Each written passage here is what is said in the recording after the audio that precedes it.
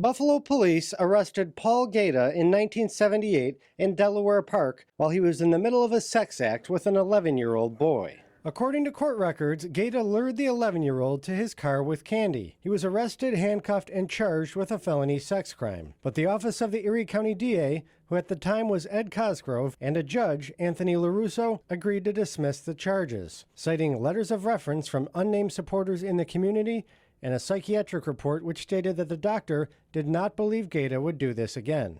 Cosgrove, in a brief phone call, said he does not remember the case. But after Common Councilman Norm Backus put Gaeta in charge of the Advisory Board for Lovejoy Elderly and Youth, Ron Noacel says Gaeta did strike again, sexually molesting his brother Jeremy, who later committed suicide. And he said, Ron, I was raped. Despite his past, Gaeta adopted 2 children and later became a federal agent for the U.S. Border Patrol. He only lost his job after 2 Lovejoy activists tipped off federal authorities about Gaeta's felony arrest. The system failed every single boy, whether they were from Lovejoy or not. The question now is whether that system is any better today at stopping potential predators, or whether a new law will finally allow the alleged victims of Paul Gaeta to finally seek justice in court.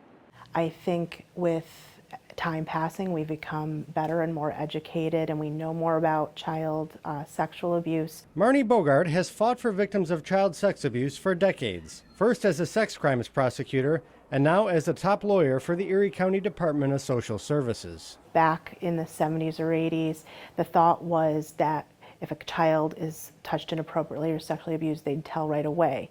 We know now that that is absolutely not the case, that the majority of cases we have a delayed disclosure. Police in the 80s and 90s confirmed they were investigating Gaeta for alleged child sex abuse in Lovejoy, but were never able to make a case because, according to a government memo, the parents of the boys refused to press charges. But at that time, they didn't have the resources of the Child Advocacy Center, which was created in 1995 to bring police and social service agencies together to provide resources to children who have been sexually abused. They also work to make it easier for abused kids to testify in court. And they are there for one interview, one medical exam, and it's a collaborative team effort.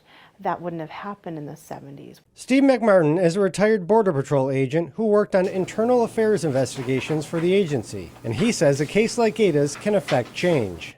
After this happened, and after the government realized that this type of person got this position, procedures and policies would have been reviewed, changes would have been made so that this couldn't happen again.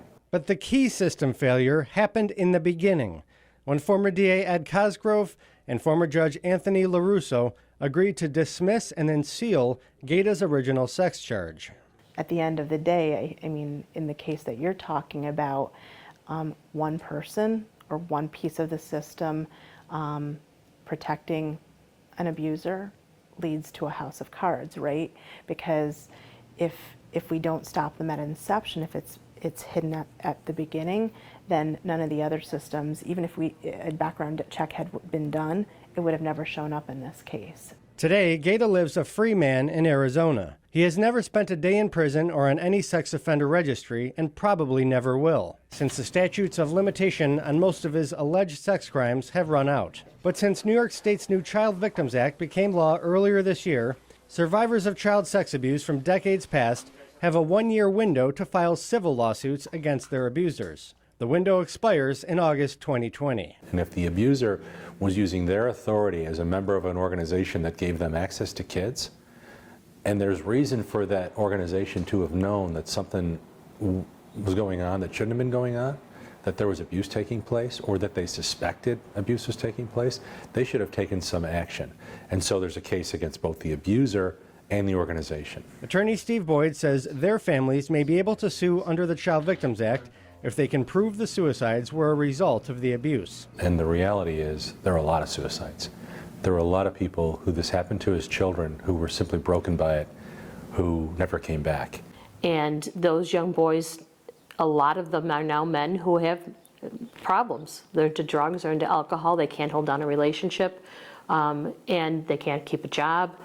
That's affected. It affected the youth of the neighborhood here. It shouldn't have to happen to anybody, to any parent. I do believe that, because my friends are all parents now as well, that somebody else will come forward.